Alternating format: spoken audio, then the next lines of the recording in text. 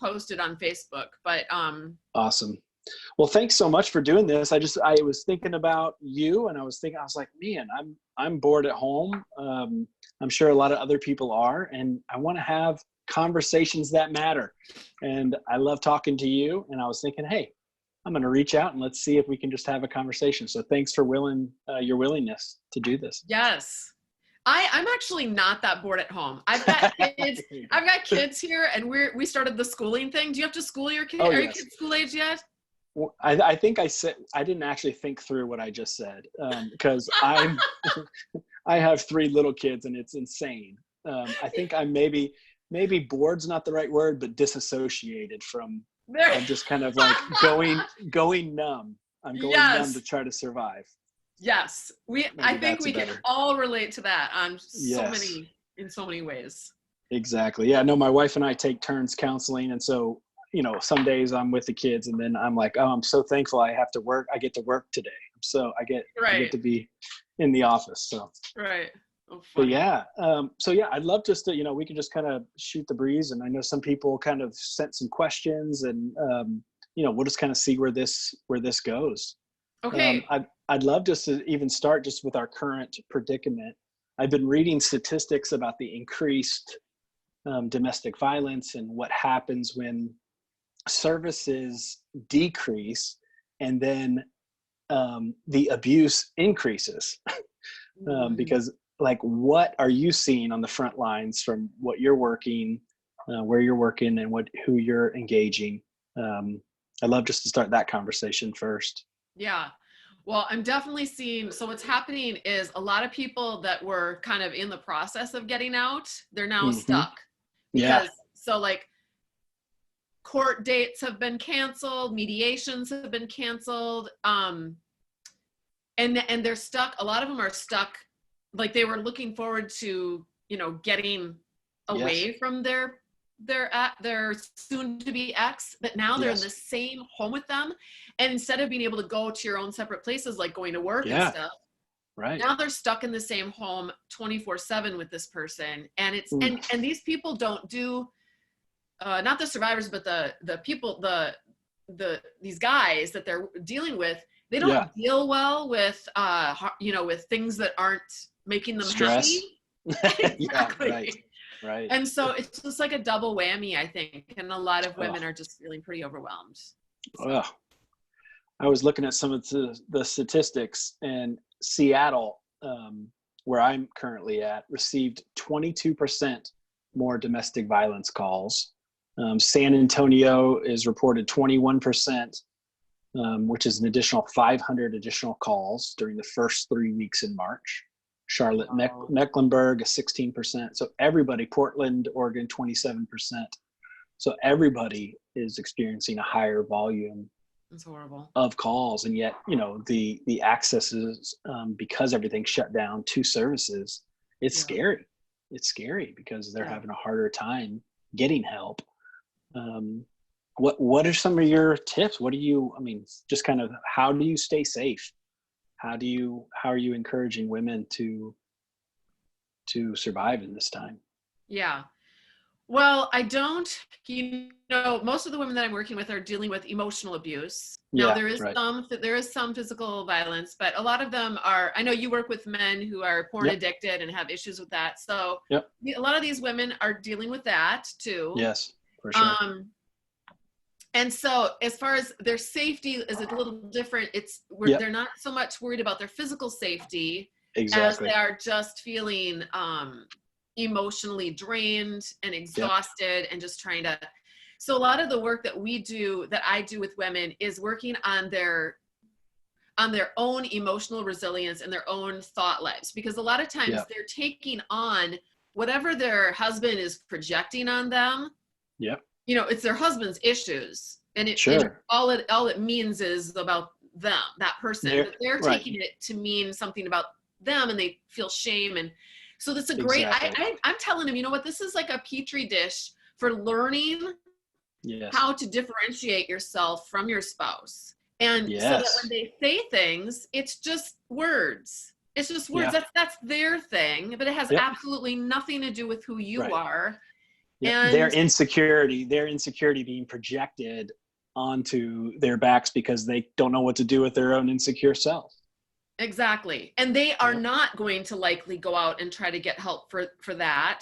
Right. And so, and you just have to let that go and let them twirl around in their little tornado over here. Right. But try not to get swept up in it. So Yes. separate yourself in your home if you have to. Go to a room, lock the door, read a book, put your headphones on and watch a Netflix video. Just try to be separate from them physically in your home as much as possible. And when they try to engage you, don't argue with them. Don't try not to, just to make it survivable. Like normally, and I think that women should stand up. But in a situation like this, I would say it's probably wise just to avoid getting into circular arguments with these guys. Oh yeah. Yep. Exactly. And how exhausting. Yeah. How exhausting to be there and not to be. Yeah. It's almost less right now. What does it mean to survive this time? How are you going to survive? How are you going to keep the peace in whatever ways? Not be shamed and mocked and minimized. Right. But also, like, how do we pick our fights wisely, knowing that, it's not a good time to be in an abusive home.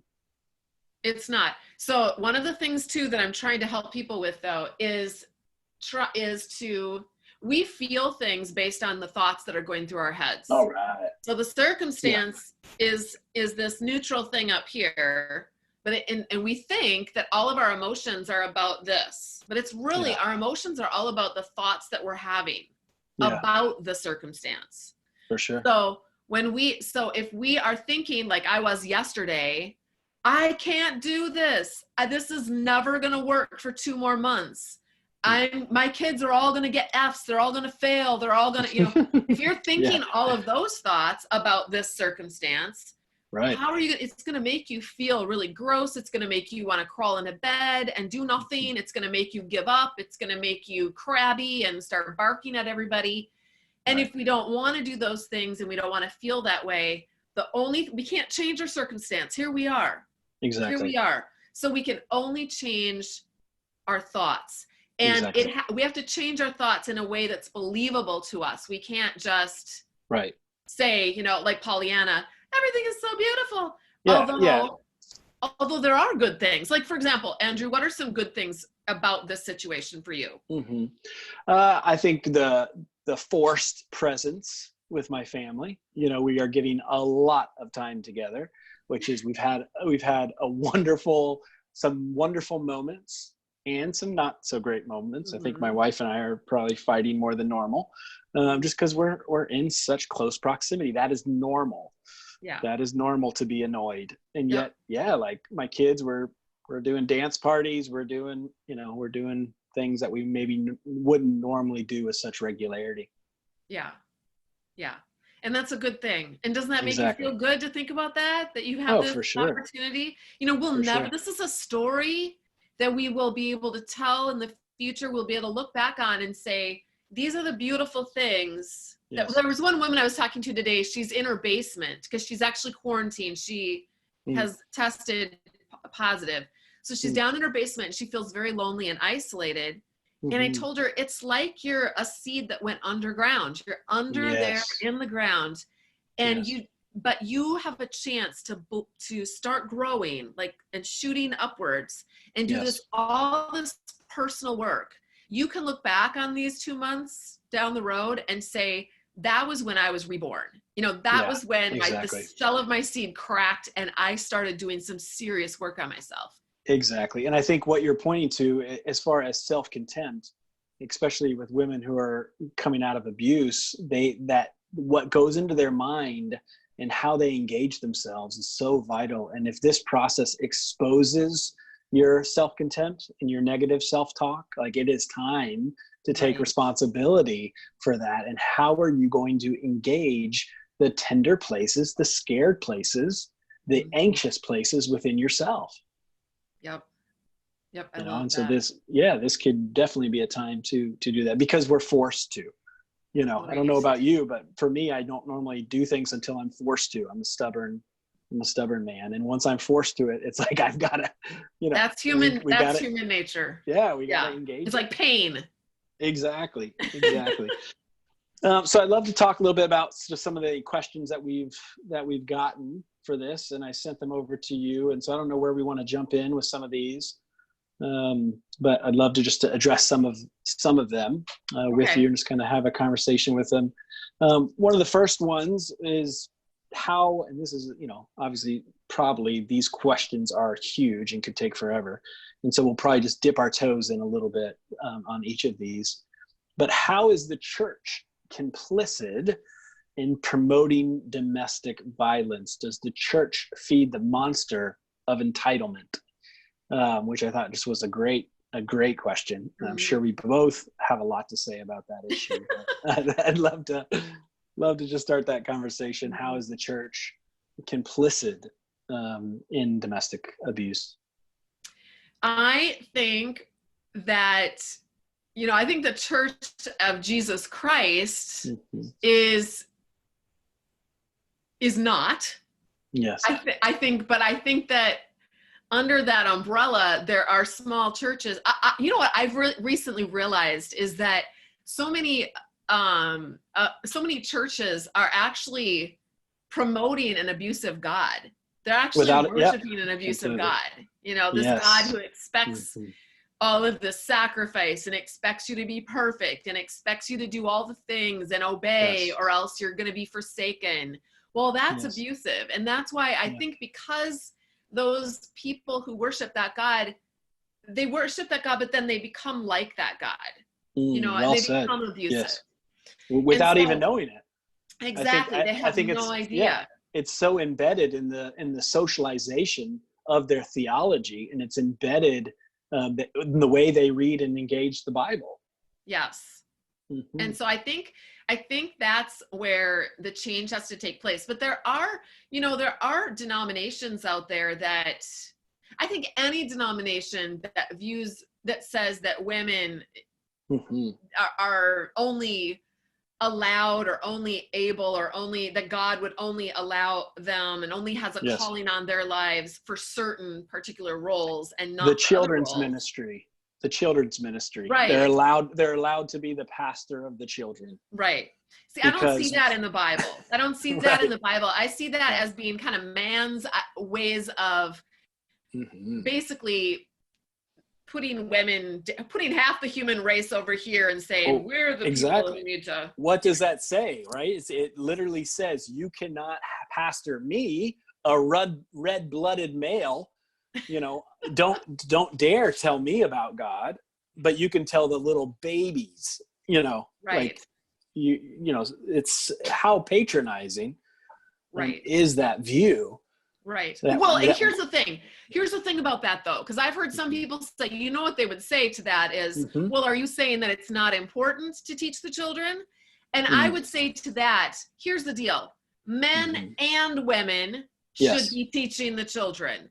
And men and women should be teaching men and women. We should all be collectively doing the work of spreading the gospel. Yes. If we silence the voice of women, we silence a part of God's image, and we literally silence a part of God and what God wants to teach us about life.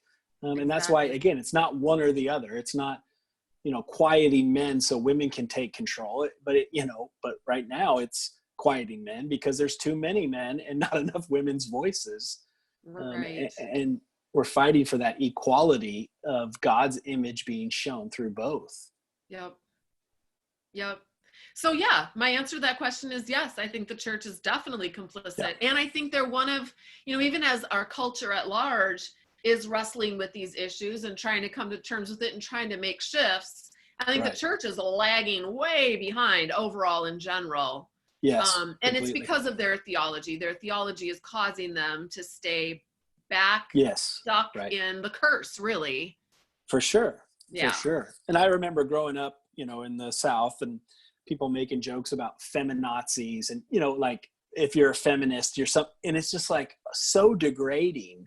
And it's like, I feel like I am working hard to redeem, this idea of what does it mean to be a feminist and a Christian feminist, and to actually what does it mean? Again, we're fighting for equality, not for power, not for a different form of power over.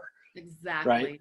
Not for a different form of power over, but no, let's actually come to the table, and we all bear the image of God, and we all uniquely bear the image of God. Yes. And so we can uniquely bring something to the table if we all have a voice at the table. Right. It's kind of like, do you like the Marvel movies? I do. Mm-hmm. Okay. So, the best scene is at the very end when that final battle and all the women heroes come down and land, and they're like, I can't remember how it goes, but anyway, that is like the men heroes and the women heroes, and they've all got their own unique thing to bring to the table, and they are all working together. There is no we're better than you are, and we get to do more battle than you get to do. It's just everyone's working together. It's amazing. Exactly. And what happens if your leaders are not insecure? Then they'll allow that to happen. But if you have leadership that is insecure and who's 50% likely addicted to pornography, they are not going to allow a woman at the table, because one, you remind me of my shame that I have not addressed, and two, I'm so insecure that I can't, no way, because then you're going to expose me for the fraud that I am. So I'm going to keep you so far away, I'm going to keep you far away from the table so I can keep my power and have my cake and eat it too, or whatever the right word is. It's so sad because they ruin their credibility by being that way. They're not garnering respect at all. But let me just say this, but who sees it? I would say it's actually most likely the women who have experienced it, which are the most easily dismissed, right? Yeah. So I would say most people probably buy it hook, line, and sinker. Yeah. Or they would, if it wasn't working, they wouldn't do it. Right. That's true. Yep. Because it works. It tricks most people. But I think especially women who've been abused, they have new eyes. Yeah. And they've seen, they can see things that others can't. Yeah. And so I view abused women as like prophets. Yeah. And they're speaking this truth to power, and they're actually being, tarred and feathered, just like the prophets in the Bible. And they're being just completely gaslighted and all the other, they're just being told they're crazy or dismissed because they're speaking into a truth that most people don't see. Yep. But their numbers are rising, and there is a shift happening, and I think it's just there's a tipping point coming. It's like, I can feel it. And and it's because people aren't afraid. I think the Me Too movement was huge to help create that shift.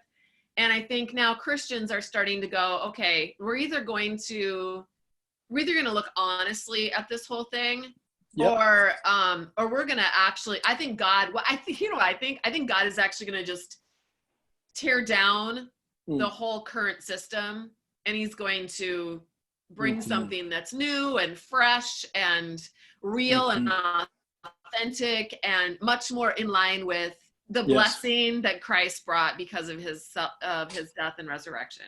Yes. Beautiful. Let me jump to another question here. I think we have some people posting and stuff, but I can't really follow along what's being posted, but let me jump into another question here. Let's see, options. Let me try to, I'd like to hear options when a woman needs a separation, but not quite ready to file for divorce. Will a legal separation work? What if he's violent?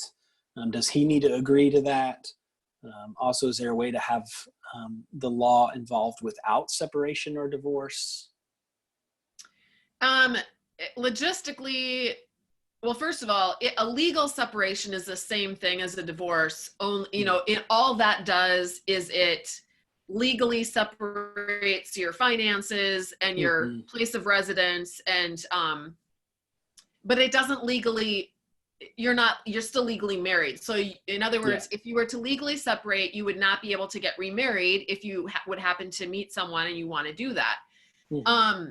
And you might think, a lot of women might think, oh, I never want to get remarried. Well, don't think that, because statistically, most people who get divorced do get remarried. Okay. Yeah. So unless you are, I don't even want to go to that direction, but the problem with getting legally separated is that you invest in the same mediation process, you invest in the same court process, mm-hmm. but you don't actually get divorced. So if you ever did decide later on that you wanted to get divorced, you have to go back to point A and start all over again. Yeah. And it's expensive. It's like, why? Yep. I don't really recommend that.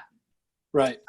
I think the only people who usually go that route are those who think that it's okay to be legally separated, but it's not okay to be divorced. And I would really challenge them to go back. It's a shame. It's a shame thing. Yeah. They're motivated by shame. Well, and here's the thing, Andrew. In the Old Testament, God said that there were the men who were putting off their wives were supposed to give them a certificate of divorce. Why? Right. So they could get remarried. God's heart is to place people in union. In relationship. Yeah. Right. Exactly. So to a legal separation, it actually, which is unbiblical, legal separation or legal divorce? It's right. Legal separation is unbiblical. Yeah. Interesting. Yeah, that's a good point. What I encourage people to do, the couples that I work with, is if they're not quite ready for divorce or in that part yet, to do a trial separation, which is basically, it's not a legal thing, but it's hey, we need to have a respite from this war that we're in. We need to have a break, and we're going to go through what we're going to do with the finance, what we're going to do with the kids, sharing time. We're going to go through all that stuff, and we're going to sign a document amongst ourselves, and we're going to agree to take this 6 months, a year, 2 months, whatever it is. And we're going to have an end date where we will then reevaluate where we're at, but we're going to see, so that's what I encourage people to do. You can kind of find that on my website as well, of a trial separation, of kind of what that looks like. But that is a kind of a before divorce. We don't know what's going to happen, but let's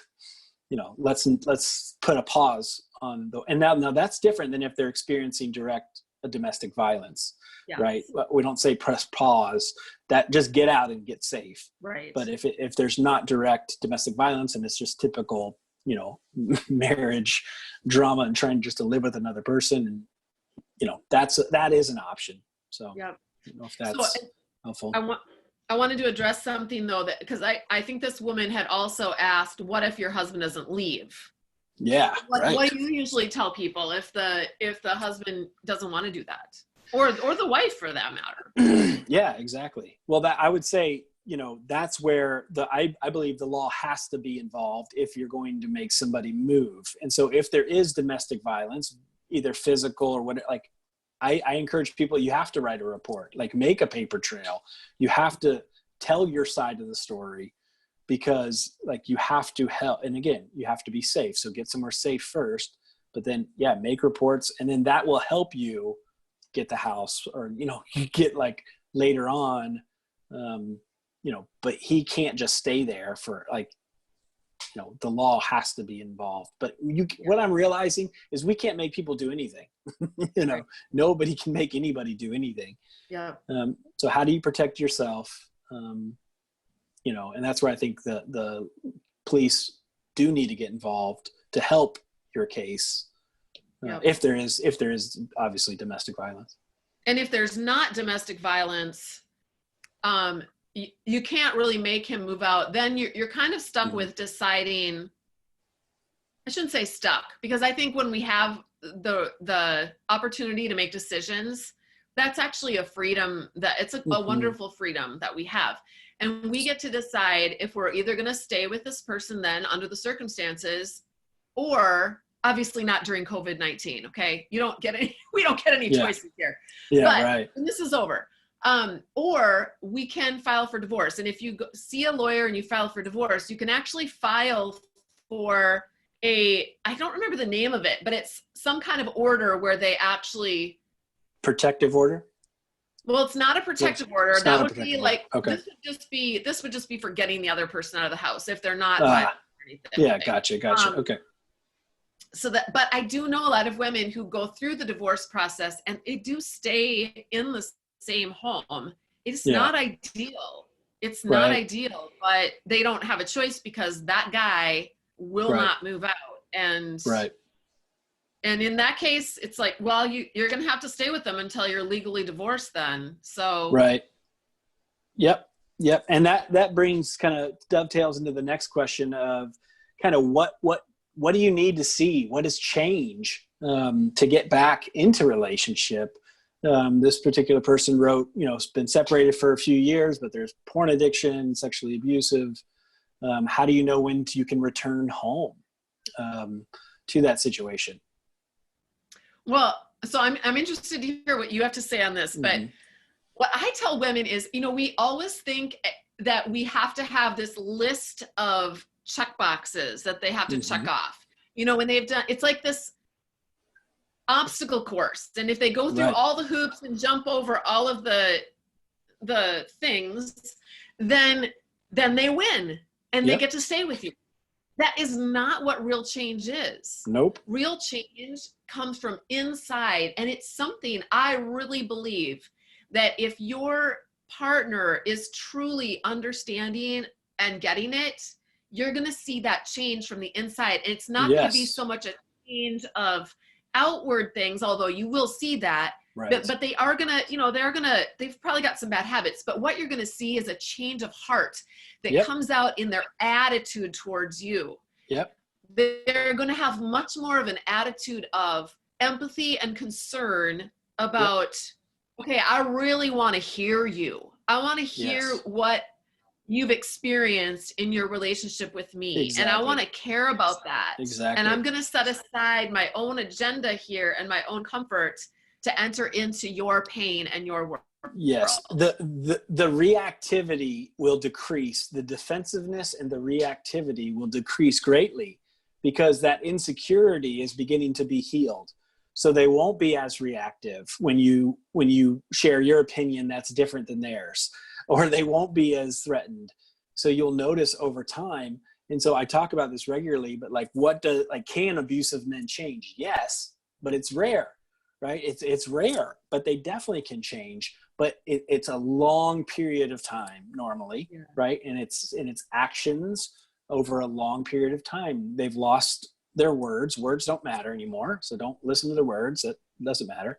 But a long period of action. And what I also attach to this is change comes normally with great suffering. So it's not just a one-time like, oh, I'm so sorry for what I've done.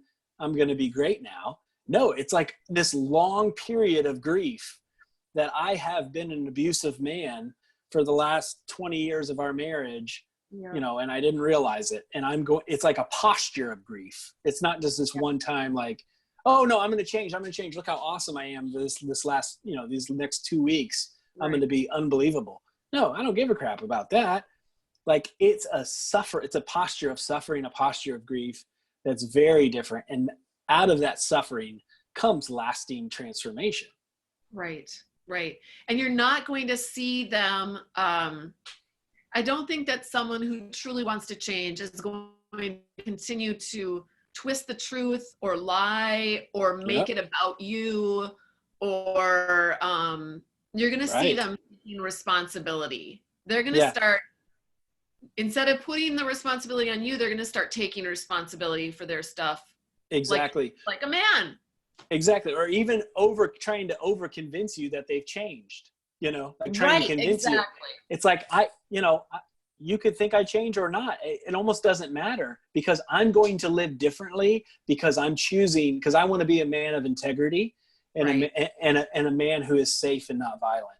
And so even if you think I'm whatever, it almost doesn't matter because I'm just going to choose to live differently. Right. I had someone tell me when I was back trying to figure out if I was going to get divorced or not, she said, you'll know your husband has changed if you file for divorce and he gives you an amazing divorce. Interesting. And when you think about it, and I remember when I met with my lawyer the first time, I was crying and I said, does anybody ever get remarried? Because I didn't want to get divorced. I didn't want to divorce my husband. I loved him.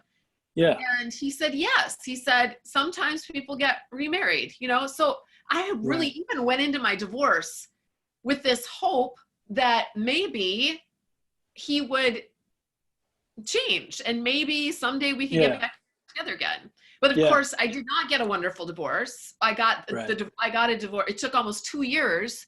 And that's typically what these women experience. They experience horrible divorces. Right. And I'm going to make them pay for even having a voice. That's not change. Because real change, here's the other thing women need to understand, and men too. Real change is, it doesn't matter what like you were saying, it doesn't matter what anybody else thinks or what anybody else does. I'm going to change for me. I want to heal for my life, because I want to be a life-giving person, not only to everyone else, but for myself as well. Exactly. And that's where it's like, I'm not doing this for you. I'm not actually doing this to try to win you back. I'm doing this regardless. I want you to be in my life, but I don't need you to be in my life to be okay. Yes. Like, I'm going to be okay without you. And that's where you're no longer enmeshed. You're no longer doing it for someone else. You're literally choosing to be a man or a woman of integrity and nonviolence. Right. Yep. What do you say to your critics, my critics, or whatever, that say you're divorce happy, you don't have a high sanctity of marriage, or what do you say to those people? Oh my gosh, that's such an easy answer. It's because I have such a high view of marriage that I am 100% in favor of divorce, for bad. It's like Gretchen Baskerville's book. It's called Life Saving Divorce. Right. Absolutely. I mean, I'm in a beautiful marriage now. I have a super, if I hadn't been divorced, I would never be able to be in a marriage that reflects to my children what a healthy marriage is, what a healthy relationship is. Well said. Yeah. Beautiful. Love that answer. We got one more question here. Any advice during this season of being single at home and the loneliness that they feel is palpable, which makes a lot of sense?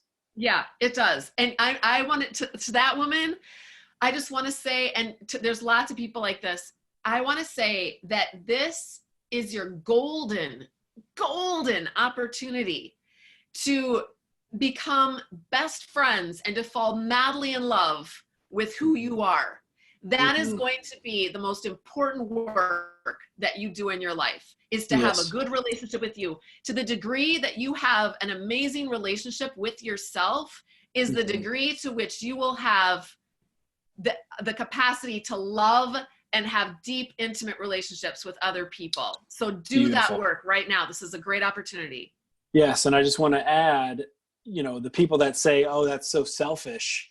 Loving yourself is not selfish. Loving yourself is not narcissistic. I've actually experienced it the exact opposite. Exactly. When you have a healthy love of yourself and a healthy love of the God who's in you, you actually don't become arrogant. You actually become more humble, because you are aware of your darkness and your light. You're aware of the faults within you and the goodness. And so I encourage people to, as they learn to love themselves, to embrace all of who they are. And in telling the truth of who you are, you can never get too arrogant, because you know your darkness. And you can never get too self-annihilating, because you know your glory. And I love that. Yes, I love that idea, because that's who we're meant to be. Well, and here's the thing too. If you can accept your own dark stuff and your own glory, as you said, you'll be able to accept other people's. So again, your capacity to have acceptance of other people where they're at is going to grow and deepen. Yeah. Exactly. Well, and this is biblical, you guys. The Bible says you love your neighbor as yourself. If you don't love yourself, I'm sorry, but you don't love your neighbor. And I've seen this. I've seen this in my own life. When I was judgmental and hating on myself and full of shame, guess how I was in my relationships? I mean, I covered it up and I hid it. But in my heart, I harbored a critical spirit. I harbored all the stuff I was doing inside of myself, I was doing that in my head, in my heart to other people. Yes. Yep, exactly. And so many people do cover that by either, being the good girl or the nice Christian man, and they actually end up, acting like they love everybody. And really that's not love. That's just compliance. That's not genuine, deep love that I feel like the Bible is actually speaking to. Right. They're just, yeah, exactly. Anything else? That's the end of our kind of the questions, but any other thoughts or directions before we begin to wrap this up? I've had a great time.